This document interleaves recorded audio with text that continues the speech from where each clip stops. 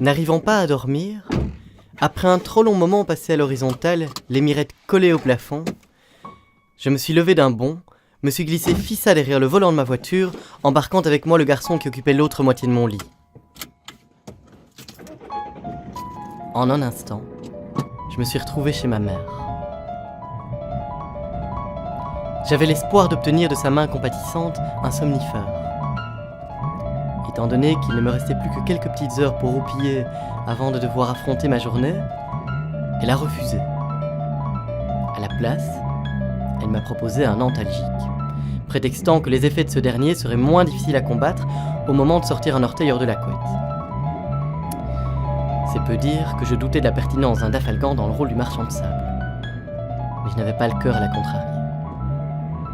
J'ai donc accepté le placebo, sans lui faire part de mon incrédulité. Alors que j'étais sur le point de me remettre en route, aspirant à retrouver mon oreiller sans plus tarder, elle se lança dans un long monologue faisant étalage des futilités de la vie, par lesquelles j'étais plus ou moins concerné.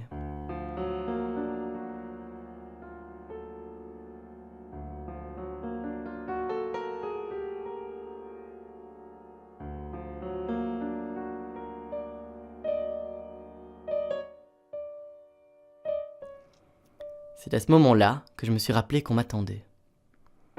Le pauvre gars était resté sagement assis dans mon véhicule, tandis que je m'éternisais, en proie à l'autorité maternelle. Un peu mal à l'aise, j'ai interrompu ma bienfaitrice afin de l'informer que je ne pourrais pas rester davantage pour tailler le bout de gras. Elle n'a pas manqué de me demander la raison de mon départ précipité. J'ai donc bien été forcé de lui expliquer que je n'étais pas seul. Un horrible sentiment de culpabilité s'est alors emparé de ma petite personne. Comment avais-je pu négliger celui qui était venu partager ma nuit ? Quel goujat je faisais, moi qui n'avais pas hésité à lui tirer les paupières, le forçant à m'accompagner pour quémander à autrui de quoi pouvoir fermer l'œil. Quel monstre d'égoïsme de l'avoir laissé croupir dans mon taco plutôt que de le convier à entrer. Et avec tout ça, je n'étais même pas fier de pouvoir annoncer à ma génitrice que pour une fois, j'étais venu en bonne compagnie. Bien sûr, c'était juste un rêve.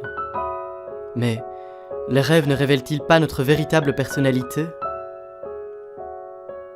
Si c'est le cas, je te demande pardon.